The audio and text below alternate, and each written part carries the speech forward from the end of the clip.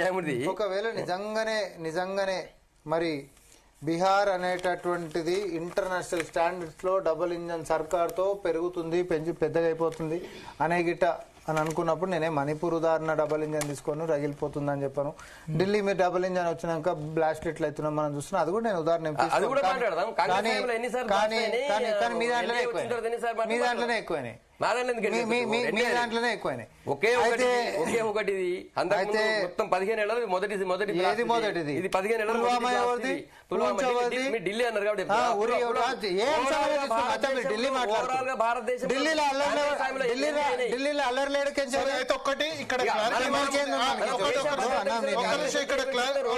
ఇక్కడ క్లారిటీ ఇవ్వాలి రామ్మోహన్ రెడ్డి గారు. ఇప్పుడు నిన్న కూడా చాలా మంది బ్లాస్ట్ అయిన తర్వాత ఏదో బీజేపీ అన్నారు, కానీ ఫస్ట్ ఫేజ్ లోనే ఎక్కువ మెజారిటీ వస్తుంది, సెకండ్ ఫేజ్ లో తక్కువ మెజారిటీ బీజేపీకి. ఫస్ట్ ఫేజ్ లోనే క్లియర్ విన్నర్ అయిపోయింది 80 సీట్లు. ఇక్కడ మనం పేలుళ్లకు దీనికి ముడిపెట్టరాదు, ఎందుకంటే చాలా సెన్సిటివ్ కాబట్టి. ఫస్ట్ ఫేజ్ లోనే బీజేపీ 121 అయితే 121 లో దాదాపు 80 సీట్లకు పైగా క్లియర్ గా మ్యాండేట్ ఉంది. ఇంకా సెకండ్ ఫేజ్ లో సీమాంచలు ఇవన్నీ ఉన్నాయి. ఒక పాయింట్ యాడ్ చేస్తాను, మీరు చెప్పిన ఒక పాయింట్ యాడ్ చేస్తాను. గత వారం రోజులుగా ఎన్ఐఏకి వచ్చిన ఇన్ఫర్మేషన్ ప్రకారం భారతదేశం అంతటా అన్ని రాష్ట్రాల్లో కూడా తనిఖీలు జరుగుతున్నాయి. మీకు తెలుసు 3 రాష్ట్రాల్లో తనిఖీలు చేస్తే 8 మంది ఉగ్రవాదులు దొరికిరు. అందులో ఒక హైదరాబాద్ లో కూడా ఒక డాక్టర్ దొరికిండు. దాదాపు 3,890 కిలోల 2,890 కిలోల ఆర్డీఎక్స్ ఒక్కొనింట్లో దొరికింది. ఒకవేళ వీళ్ళందరూ కూడా కలిసి ఉన్నట్టయితే ఆ బ్లాస్ట్ ఏ స్థాయిలో ఉంటుందో మీరు ఊహించుకోండి. మొదటిది. రెండోది, ఈ వారం రోజులుగా జరుగుతున్న తనిఖీల్లో ఇంతమంది దొరికిరు, ఒకరు పేల్చిండు. కానీ దానికి దీనికి సంబంధం ఎట్లుంటుంది మాట్లాడడానికి కూడా దేశ భద్రత గురించి మాట్లాడేటప్పుడు కొద్దిగా ఆలోచన. మీరు రాజకీయాలు చేస్తుండొచ్చు, రాజకీయాలు చేయండి, కానీ దేశ ప్రజల యొక్క భద్రతని పూర్తిగా పాకిస్తాన్ సపోర్ట్ చేసి మాట్లాడితే ఎట్లా? ఒకటి నేనేమంటా అంటే, మీరు అన్ని చోట్ల కూడా కాంగ్రెస్ పార్టీ ఇప్పుడు 3 రాష్ట్రాల్లో మాత్రం అధికారం ఇట్స్ ఓన్. సరే, జార్ఖండ్ లో ఒక చోట అలయన్స్. మీరు జూనియర్ పార్ట్నర్ గా ఉన్న చోట ఎందుకు వైఫల్యం జరుగుతుంది కాంగ్రెస్ పార్టీది?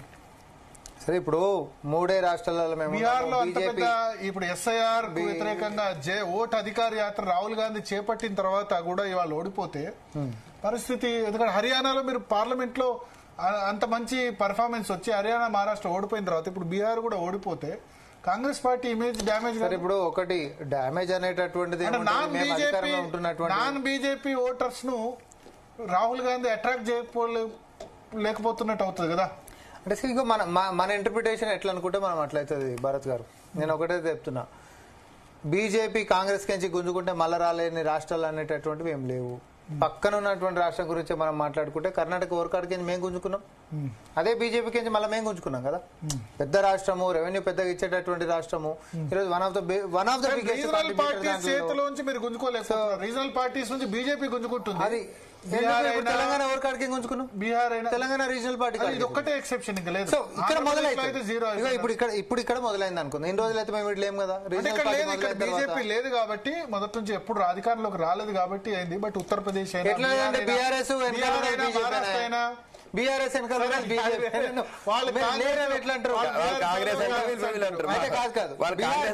ఒక చిన్న డేటా చదువుతా.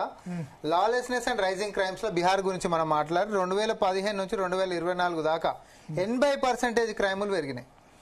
Only in 2024 alone Bihar recorded 3.52 lakh crimes and 1.91 lakh in the first half of 2025. కానీ and record స్థాయిలో క్రైమ్స్ అగేన్స్ట్ ఉమెన్ క్రైమ్ ఎక్కువనే, కానీ నితీష్ కుమార్ వచ్చిన తర్వాత క్రైమ్ తక్కువ కదా. ఇంకా కాదు, ఇంకా పెరిగింది.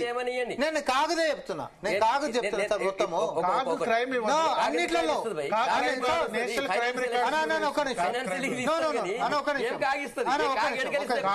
Crime criteria.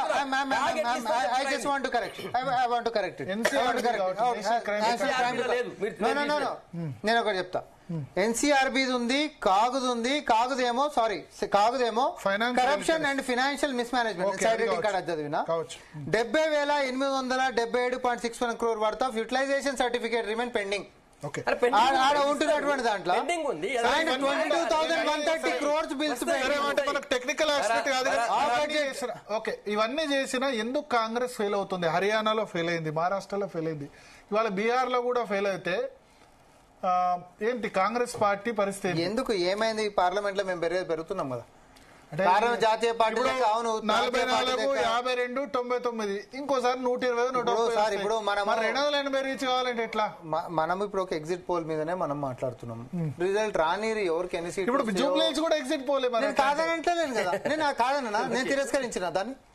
మీరు ఒక్కటి గమనించండి, ఎగ్జిట్ పోల్స్ మీద అంటున్నాం కదా, మేమే గెలుస్తున్నాం అవన్నీ తప్ప నేను అంటున్నానా? చూద్దాం కదా, వచ్చిన తర్వాత రిజల్ట్ రాని ఎన్ని సీట్లలో ఎవరు షేరింగ్ ఎంత అయింది, ఎక్కడెక్కడ ఓట్ టర్న్అవుట్ ఎట్లా అయిపోయింది. ఇప్పుడు మీరే మాట్లాడారు ఎంఐఎం అనేటటువంటిది బీజేపీకి బీ టీం అని. మేము రాహుల్ గాంధీ గారైనా ఎక్కడైనా దేశవ్యాప్తంగా మాట్లాడినటువంటిది, మేము అది కాదన్నటువంటిది. కరెక్ట్. ఇక్కడ నవీన్ యాదవ్ ఎంఐఎం కించి పోటీ చేసినటువంటి గత అభ్యర్థి కాబట్టి మేము కాంగ్రెస్ పార్టీకి మద్దతు ఇస్తలేం, నవీన్ యాదవ్ కి మద్దతు ఇస్తున్నామని అసదుద్దీన్ ఓవైసీ ఆయన ఇంటర్వ్యూలో చాలా స్పష్టంగా చెప్పిండు. నేను చాలా స్పష్టంగా చెప్తున్నా, ఆయన చాలా స్పష్టంగా. కానీ ఎక్కడెక్కడైతే మైనారిటీల ఓటు బ్యాంకు కొంచెం కాంగ్రెస్ పార్టీకి అలయన్స్ గ్రూప్ లకి ఫేవర్ అవుతున్న దగ్గర పోటీని పెట్టి మరి బీజేపీకి మద్దతు 20 సీట్లలో పోటీ చేసి రాళ్ళు. వాళ్ళకి 5 సీట్లు ఉన్నాయి బీహార్ లో. మాకే మద్దతు ఇవ్వలే కదా.